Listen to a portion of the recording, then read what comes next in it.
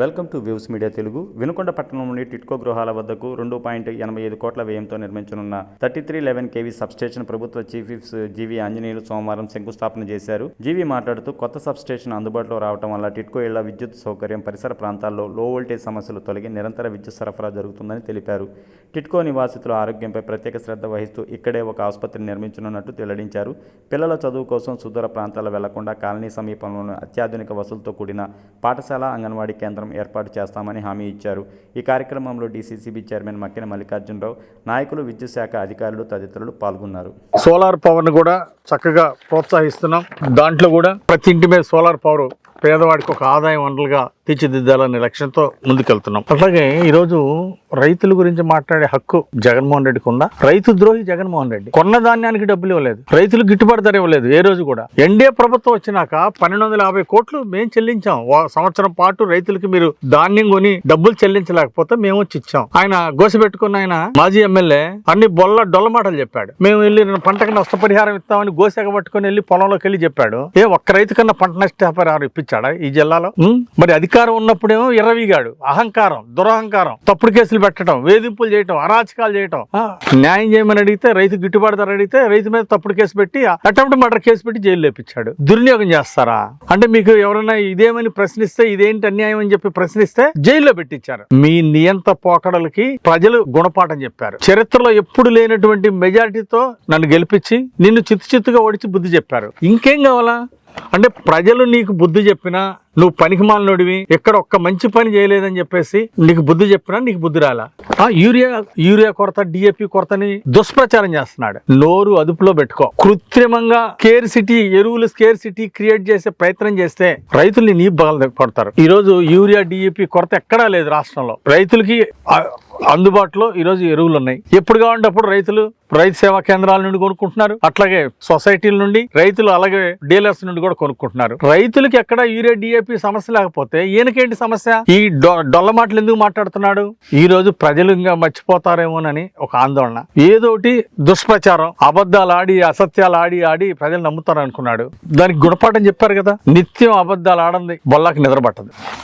అసలు అసత్యాలతో పుట్టినటువంటి వ్యక్తి. అతని మాటలు ఎవరు కూడా వినుకొండ ప్రజలు కాదు, ఎక్కడ కూడా రాష్ట్రంలో, జిల్లాలో కూడా ఎవరు నమ్మే పరిస్థితి లేదు. బొల్లా నోరు తెరిస్తే అబద్ధాలని. ఈరోజు అబద్ధాలకి బ్రాండ్ అంబాసిడర్ గా ఉన్నటువంటి బొల్లా ఒకసారి ఆత్మ పరిశీలన చేసుకోవాలా. శివశక్తి కంపెనీ గురించి దుష్ప్రచారం. 5 ఏళ్లు వైసీపీ పాలనలో గాని ఏదన్నా ఒక్కటి తప్పు నిరూపించగలిగారా? నీతి నిజాయితీలకి, అట్లాగే క్వాలిటీ ప్రొడక్ట్స్ కి Shivashakti group of companies brand ambassador. ఈ రోజు దేశంలోనే 15 రాష్ట్రాల్లో లక్షలాది మంది రైతులు ఆదరించినటువంటి కంపెనీ మాది. 4 ముఖ్యమంత్రుల దగ్గర నుండి అవార్డులు తీసుకున్నామండి శివశక్తి గ్రూప్ కంపెనీ. ఆ రోజు చంద్రబాబు గారి దగ్గర, తర్వాత రాజశేఖర రెడ్డి గారి దగ్గర, తర్వాత కిరణ్ కుమార్ రెడ్డి గారి దగ్గర, కేసీఆర్ దగ్గర, ఇట్లా 4 ముఖ్యమంత్రుల దగ్గర, 4 దగ్గర బెస్ట్ ప్రొడక్షన్ అవార్డు తీసుకున్నటువంటి మా కంపెనీ గురించి మాట్లాడే అర్హత నీకుందా? సిగ్గులేని మాటలు ఎందుకు మాట్లాడతావు? గొళ్ళకమ్మ ఇసుకంట అంటే నీకు ఇట్లాంటి దుష్ప్రచారాలు తప్ప ఏమన్నా ఒక్క మంచి పని చేయడం వచ్చా నీకు?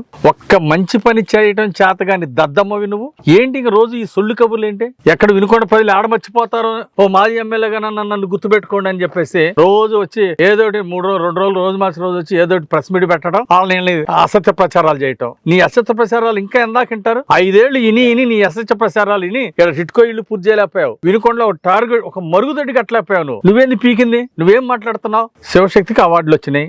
ఎందుకు ఆ ఏడుపు? ఎందుకు నీకు? నువ్వు ఈర్ష్యపడితే నాగిద్దా? నువ్వు ఈర్ష్యపడ్డా, నువ్వు తల్లకిందులుగా తపస్సు చేసిన శివశక్తి కంపెనీ గ్రూప్ నువ్వు ఆపలేవు. ఆ శివశక్తి కంపెనీ గ్రోత్ నువ్వు ఆపలేవు. నీ తరం కాదు. అలాగే శివశక్తికి వచ్చిన అవార్డు నువ్వు ఆపుతావా?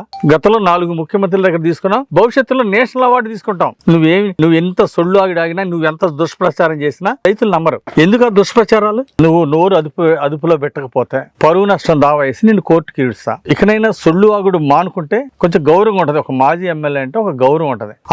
ఆ గౌరవం కూడా లేకుండా ప్రతిదీ దుష్ప్రచారాలు చేయటం. నోరు అదుపులో పెట్టకపోతే తగిన గుణపాఠం చెప్తాం. గతంలో తెలుగుదేశం బ్యానర్లు చించినప్పుడు అదన్నా ఆ రోజు అధికారాన్ని అడ్డం పెట్టుకుని ఇష్టారాజ్యంగా చేశావు. తెలుగుదేశం కార్యకర్తల మీద రౌడీ షీటర్లు ఓపెన్ చేపించావు, తప్పుడు కేసులు పెట్టించావు. నీలాంటి దుర్మార్గాలు మేము చేయలేదే. అనుమతులు లేకుండా డీజేలు పెట్టుకుని గ్రామాల్లో గొడవల్ని మేము ప్రోత్సహించాం.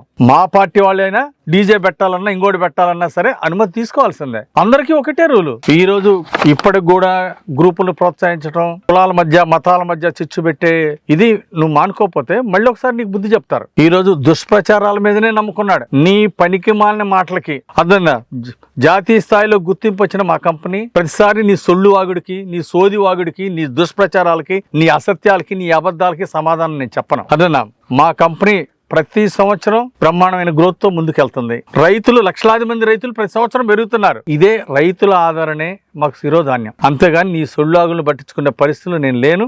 ఇక్కడ మా రైతులు నీ మాటలు నమ్మే పరిస్థితులు లేరు. ఇప్పటికైనా కన్స్ట్రక్టివ్ గా పనికొచ్చే మాట్లాడుంటే మాట్లాడు. అసలు నోరు తెరిస్తే అబద్ధాలు ఆడటానికి నీకు అసలు సిగ్గుందా? అసలు నీ బతుకెందుకు?